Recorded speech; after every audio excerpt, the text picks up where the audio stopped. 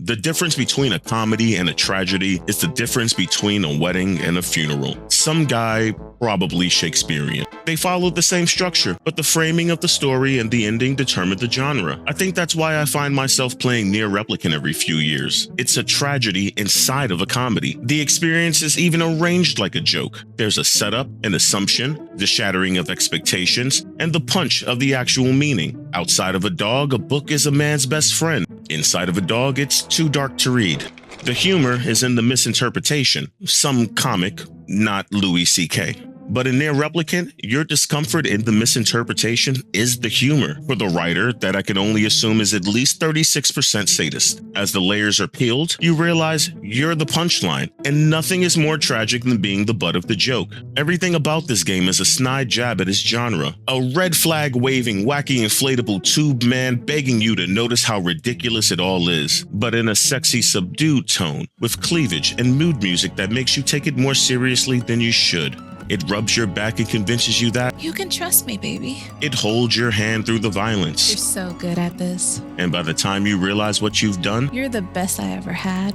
You feel dirty, yet satisfied, and $50 is missing from your wallet. I'm late to the gamer, and this is art appreciation. How Nier Replicant proves you'll do anything for a redhead. Late to the game. Wait, did you change the cue card?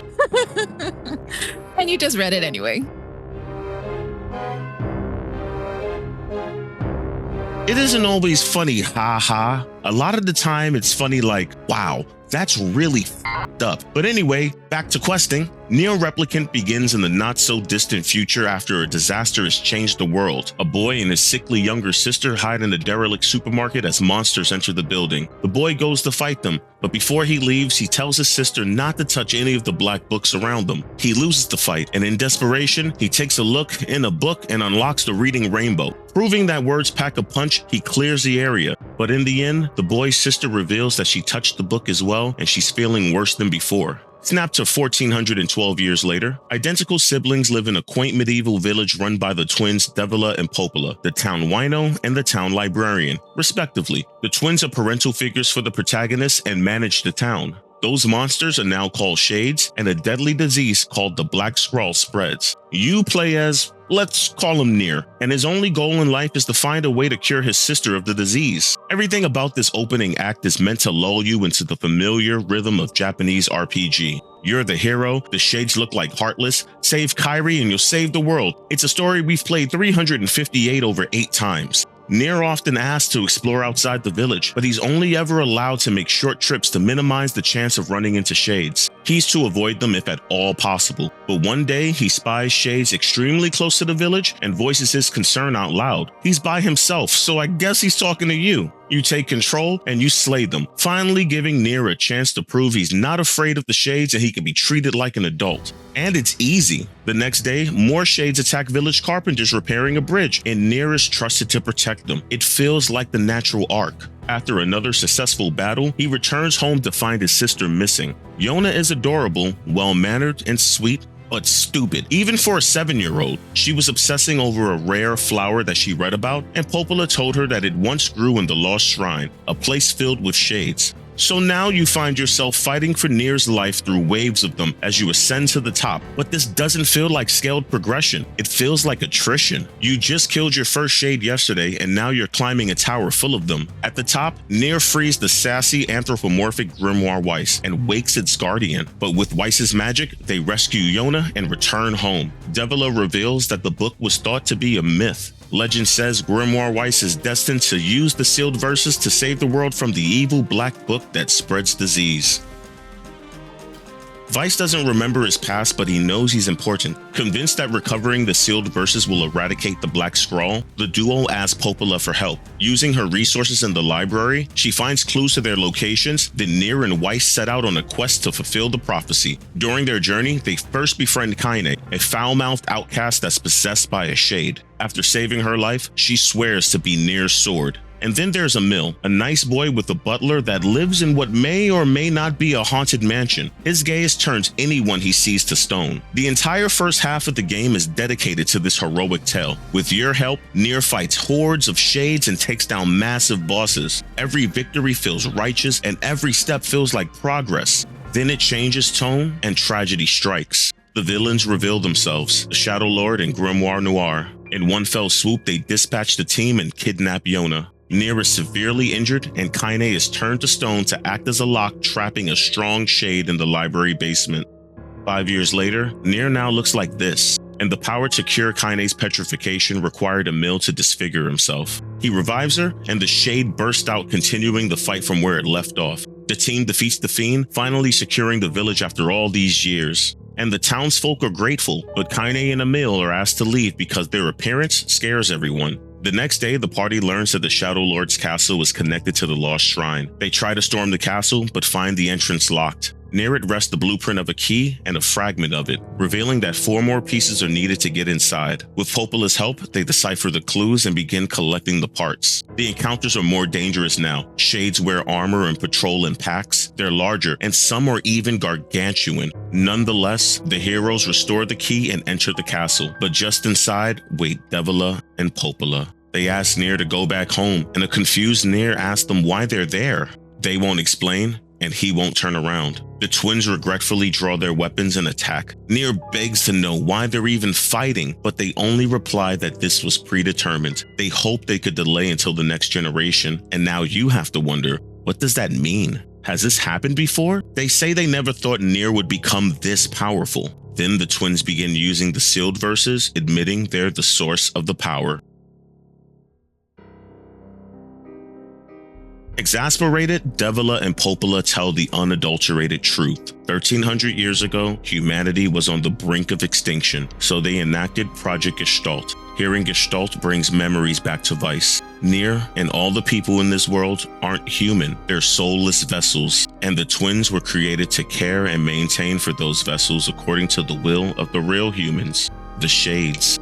They have their orders, so they raise their weapons again. But Devila is struck down, and the loss of her sister drives Popola insane from grief. She decides to kill everyone. She charges a powerful spell, and Emil sacrifices himself to deliver Nier and Kaine to safety. They mourn for their friend, but they have no time to waste. Only a few hallways separate them from their goal. The Shades desperately throw themselves between Nier and the Shadow Lord. It's overwhelming, but you soak the halls with their blood. The Shadow Lord fights ferociously. He teleports, parries attacks, knocks away projectiles, reads your movements, and maintains tactical positioning. He's you. Yona suddenly interrupts. She calls out for her brother, but runs past Nier and to the Shadow Lord. She says she hears another voice crying in her head, so she walks over to an open window, tells the Gestalt that she loves him, then exposes herself to the sunlight. The shade inside Yona dissolves in the sun. Without purpose, the Shadow Lord allows Nier to strike him down. The Shades reunite in the afterlife, Kaine leaves having fulfilled her promise, and the siblings ignorantly accept ending A.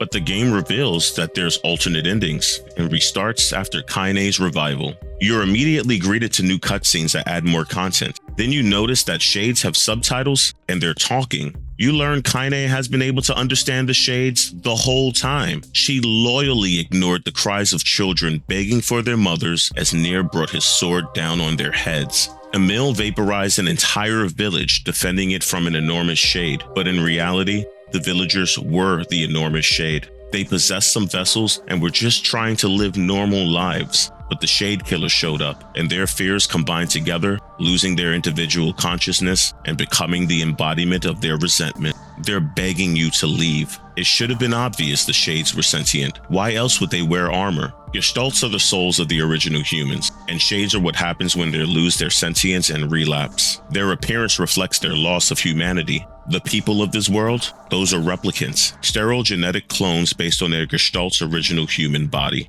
Faced with total extinction from a magical disease, humanity split their body and soul to wait until the disease's extinction. And Grimoires Weiss and Noir were meant to be the mechanism that magically made humanity whole. But over time, the replicants developed their own consciousness. They desired to be human. They built villages, they had a sense of community, and wanted families. When a replicant family wanted a child, the twins would just put a newborn in the replicant's home while they slept. And they honestly thought that's how babies were made. The replicants are f***ing morons. The Black Scrawl isn't a disease that can be cured. It's the reaction to a Gestalt losing its sentience or dying. And this entire system relied on the Shadow Lord, the original Gestalt that kept it stable. Every heroic thing you did was just an unspeakable horror.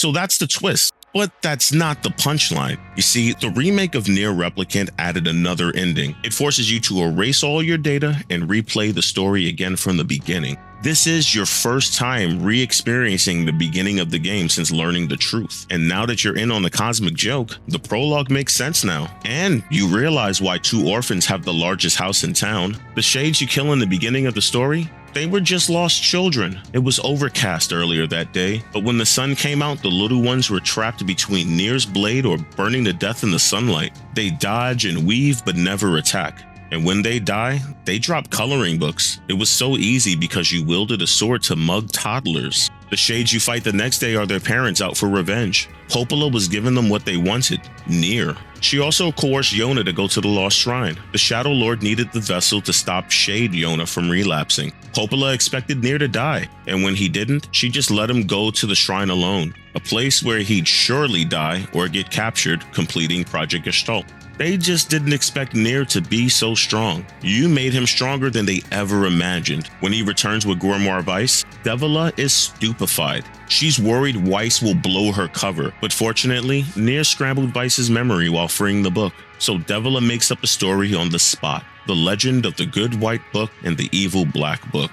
Nier presses her for details, but she drinks too much and literally hadn't had a moment to think any further. Popola ad-libs a more detailed story based on her sister's lie. She creates a cliched quest to find the sealed verses. Although the correct solution is to knock the boy out, bag him up, and complete their purpose, they grew attached, so they put off the inevitable. If he dies during their game, they can wait until the next generation. And if he's captured, they'll complete the ritual. Every time Nier returned from another intended one-way trip, the twins' greetings changed from bewilderment of his survival to reluctant acceptance of what they have to do. This iteration of Nier was a boy that talked about killing shades nonchalantly and bathed in their blood with an empty look in his eyes. We all looked at this and still thought we were in control of a just, loyal, and empathetic protagonist. We were just following the prompts. We rooted for his determination and his grit, but ignored his malcontent and sadistic tendencies. We overlooked his inappropriate emotional responses followed by superficial charm. We paid no mind to his lack of empathy, impulsivity, or his antisocial behavior. These are traits of a psychopath. The lie at the heart of Nier Replicant is the lie we tell ourselves in almost every game we play. What we're doing is justified, our enemies are evil, and our violence is righteous. If it sounds entertaining, we're willing to let others tell us what to believe. This game gaslights us, implicates us, and then leaves us alone with the weight of what we've done. That's the black comedy. We're the punchline, the butt of the joke that caused the genocide, one self-righteous sword swing at a time.